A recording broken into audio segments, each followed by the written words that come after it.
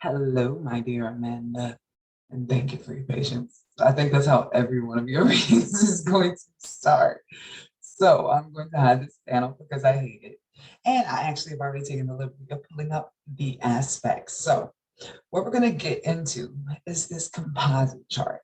I'm going to read it like I would a natal chart so you can understand that this is the energy of both of you guys. Like if you guys were to have made an energetic baby on the day that you met, it would be this, and this is telling you the tone of the relationship.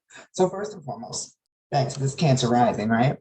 Family, money, all important parts here. And I say that extra once again, because your South Node is in Capricorn in sixth house, which is the house of like co-workers, of making money together. And then this is the house of isolation. And then with Cancer here, that's being alone with your family, right? So you're coming to build a legacy together and then fade off into obscurity, right? So the other part of this is the Leo. That's about being people who possibly entertain others, people who are creative, people who motivate others. Because remember, this is the energy of both of you guys. So sometimes you guys will be known for being a family, a real buddy buddy, but then other times it's like the funny couple, the fashionable couple, the dramatic couple will be the energy that's going on here. So the second house is the house of your values or what you guys would actually be using as your skills to earn money.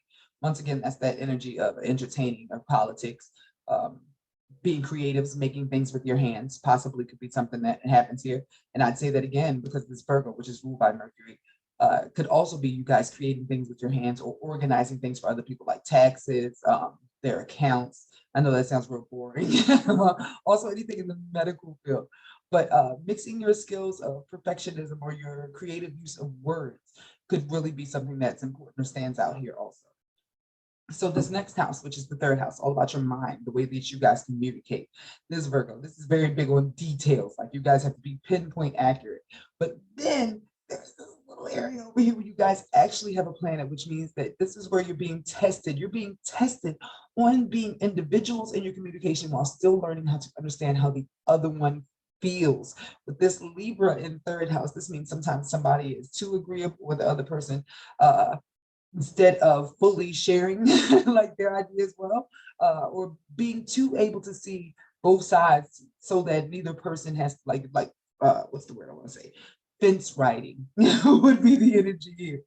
So at your core, this is amazing. This is about partnership. You guys just enjoy being at home together, building, learning, maybe talking about politics and literature and all that sort of grown-up stuff. And that's actually got where you guys see the most expansion and growth. This is where your Jupiter is.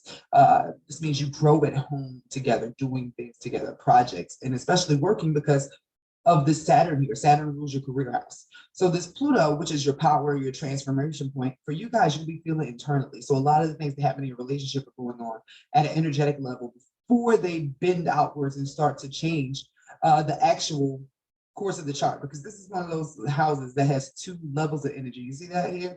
So at some point at first, maybe it was a sneaky link with the Scorpio energy here that one day becomes a base of this Libra energy. And I say that because this is where the actual planets are. So that Scorpio energy is just one of those time periods that you guys go through, as is with the relationship, because that Scorpio energy of the sneaky link and keeping things quiet goes to the fifth house of flings, relationships, what you guys do for fun, the fun sex stuff, the perky stuff. It starts off secretive here. With this going on, like not everybody knows about it. But then comes a change, and here, based upon this, is like a change around December. Or Sagittarius season, it's in that is pinged. And do I have the transfers here? Because yeah, I can actually pull up the transfers here. So the South Node is going through the sneaky phase, but it's about to be going through the household part of here. So how long is this? It's like 2 years, 24 months before this stuff starts to get here. Like there could be a shift in the world that sort of makes you guys have to move in together or something like that. Who knows what this crazy world is going on out here? But this Uranus, which is your lightning fast connection, the place where you guys just intuitively get each other in conversation. So this is philosophy. You guys are at the first degree of trying to figure out what you both believe and what you actually stick to. This is also where your Lilith is, your dark feminine energy. So you guys both get that need to flight. Fight or flight energy is what this is, and they're pinging off of each other. So as soon as something goes wrong in communication or somebody feels like their freedom is constricted, pew! But This vertex, which is not connected to the energy of these two, right? Right. This is a karmic relationship. Also, it feels like a karmic child, some sort of magical, whimsical child that just comes in and jumps around. With this here, or just important place that you guys go in your relationship to reignite your flame, because you guys really have the energy of having a loose-ended relationship, and that actually bleeds over into the sixth house of your day-to-day activity where your Neptune is. So Neptune in the chart is sort of where it makes things foggy. For you guys, it's the day-to-day life and like tacking down the details of what you're doing. Just every day is an adventure with this going on here until this Capricorn energy kicks in. That means every day is a routine, something that's working on building money. This is the area that you guys are rooting for, because that means you're working towards that north node, which pretty much is you retiring wealthy in your luxuriously wealthy house where you guys paint and ride horses and shit. So this Capricorn energy is you guys working every day, working as a team. Because keep in mind, this is both of you guys. After a period in this chart, depending on, I checked like Hellenistic years, like what this is. What's the sixth house perfection? I don't know if they do that for relationships, but it would be super cool to see how that showed up, which house is activated for you guys. Because on the year that it's activated, the sixth house for you guys, I feel that'll be really important. And I say that because there are no planets in your marriage house. You guys are one of those hippie couples like Goldie Hawn and what is his name? Kurt Russell, whatever dude is. Because the seventh house is the house of partnership marriage, right? Here it starts Capricorn, right? That means for you guys, this is about business, money, longevity, finances, but also friendship. This might have started as a friendship. You might have a loose-ended poly relationship, or be into weird kinky stuff. And I say that because this Aquarius energy goes into the eighth house of weird kinks. Well, it's supposed to be everybody's kinks, but at Aquarius there it is sort of quirky. But for you guys, your relationship will always be sort of outside of the box, or you'll have a layer of you guys that you have to keep secret from everybody else, or that you choose to keep secret from everybody else for the sake of your business. So your genius, though, your unique genius, is in the eighth house of sex, death, taxes, inheritances, right? So that means that your ability to figure out a connection in order to help yourself grow is amazing, right? Like your intuitive sense about investments, your intuitive sense about if you want to do real estate or any way to help yourselves multiply your money as a team. Because yeah, it seems like you guys want to retire and just make money off your investments. With your moon and ninth, that is a beautiful, beautiful energy. Even though it's in Aries, this guy means you guys are both spunky. And that's amazing because with your series here, you both guys both need adventure. You need to travel. You need to see the world. That is got where you guys emotionally thrive together. You cannot stay in the same place all the time. You require trips that are at least 2 hours or more away from home. This is backpacking. This is seeing things you've never seen before.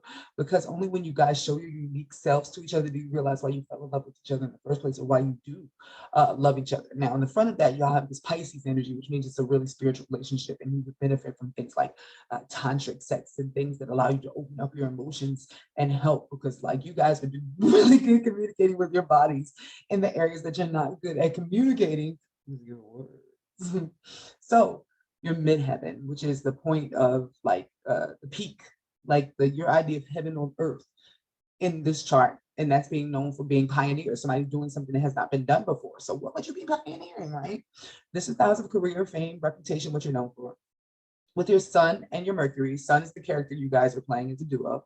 Mercury is how your minds work. These are artists, people who grow things, weed, wine, food, hedonists, bankers, any of those Taurus gifts, singing, music, like that's what you're meant to be known for in your career. That's what your business is going to be. Now your wound is here as well. And your wound is maybe you don't know that y'all are this good at something together. Maybe y'all need to try some activities to find out what it is. But this is the wound you're meant to overcome so that you can share with other people. Find out what you're good at, because it's probably something that you don't even realize you are good at and that you're meant to share. But look, your Venus is in the 11th house as well, in the sign of Gemini. Gemini is all about sharing a message, a thing, a knowledge. So there is something that you guys are doing or that you will do that brings you peace, or maybe you're doing sex therapy. I don't know. But there's something that you're going to do that is helping you guys overcome a wound in finding your soul tribe that you are going to help other people connect to. And this is the weirdest thing ever. So I can't wait to hear what your feedback is on that one.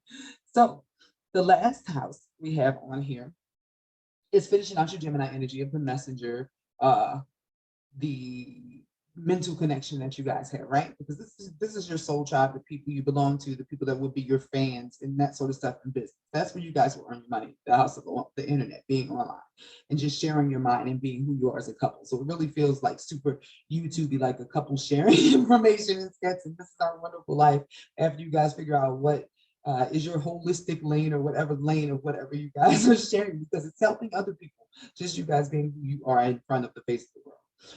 Your part of fortune, your sprinkle of luck is in the conversations you have when you're around nobody else, just what you talk about, because you inspire each other. That you're at the very last degree of the, what is the word I want to use? And cultivating your drive as a team. This is twin energy here, right? But you're also learning how to balance that out, learning how to be self while in a relationship, but learning how to still honor each other unconditionally. That's really what this says to me.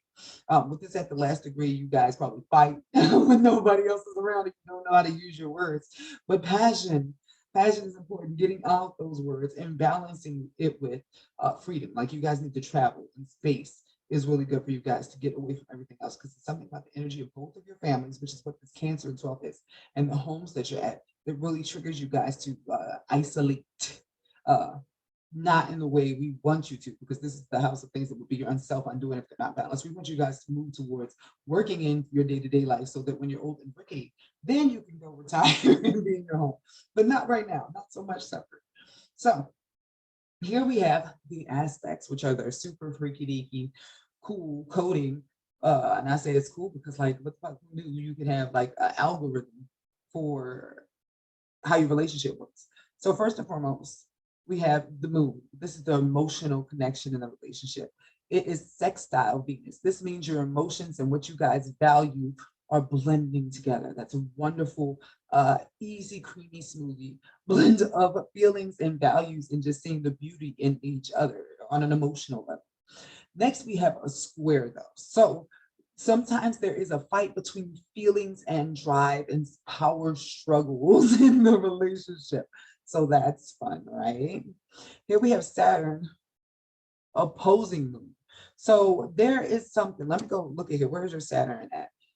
Communication, opposing feelings. So somebody's not using their words in this relationship, or a lot of times you both don't use your words because of your feelings. This is stubborn, and these things are opposing each other.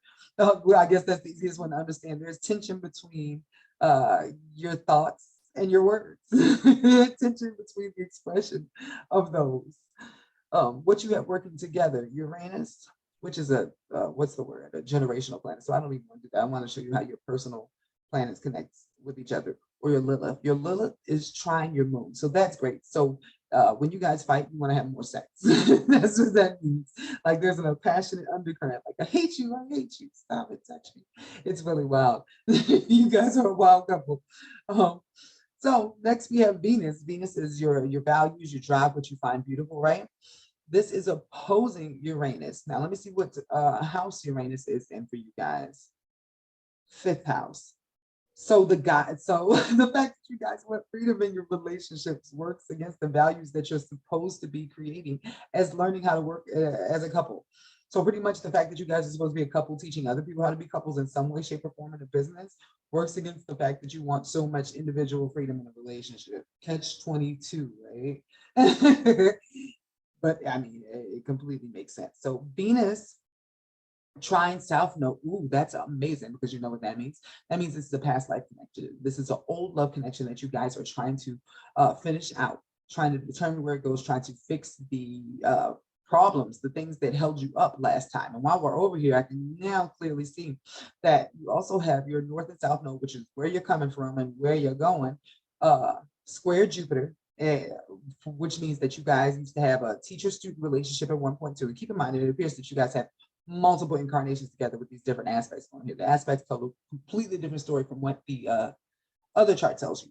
So this is, like I said, father figure, teacher, student, and you guys are working that out, learning how to understand each other's belief systems pops up here.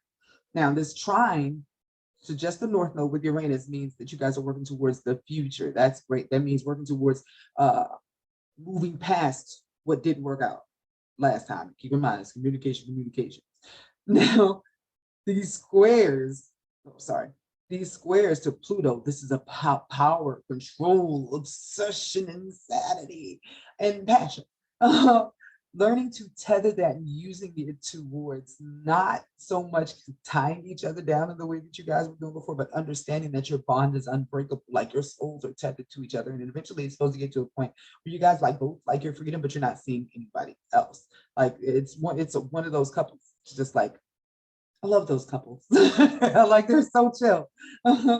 So I want to kick into your Mars now.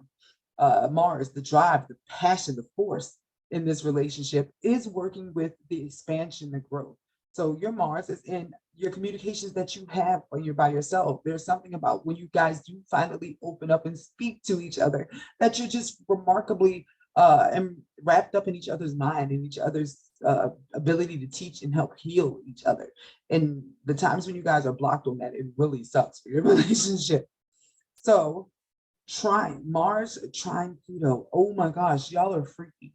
That's exactly what this means. That your sexual energies are working together. And what house is in? So when you guys have a conversation, you want to end up getting jiggy. It's just something about whatever you're saying to each other. Like y'all have those sapiosexual relationships. Now I see the freaking aspects. I feel like I know too much.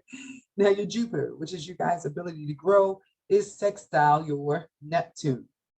So that means that this is a spiritual layer to this relationship. And let me see where your Jupiter and Neptune are. Neptune is in 6th and Jupiter. So the more that you guys experience together, the more that you grow. This will help your day-to-day life, keeping that bit of, I don't want to say necessarily mysticism, but keeping that mental connection and the freedom in allowing each other to have your own different belief systems. And sort of learning from one another is really important here. So open-mindedness is what just popped into my head. Let's see, Saturn was sextile your vertex. So that means that this was karma. This was fated. There's a contract on this fucking relationship. That's what that means. With Pluto, this is the last planet I really look into as far as this, because Pluto is all about that obsession, that crazy love. Y'all were tethered. This was fated, but it's fated so that it can work with your part of fortune, which is in the 12th house, the message that you're supposed to be giving, your communication. You are learning that you guys have to talk in order to get your ideas out, especially when it comes to business. Like the more that y'all don't have feelings and lovey-dovey stuff involved, it's easier for y'all to open up and then one day get to that point of being lovey-dovey. This is wild. So I can't wait to hear back from you. This was amazing. Please let me know what you think.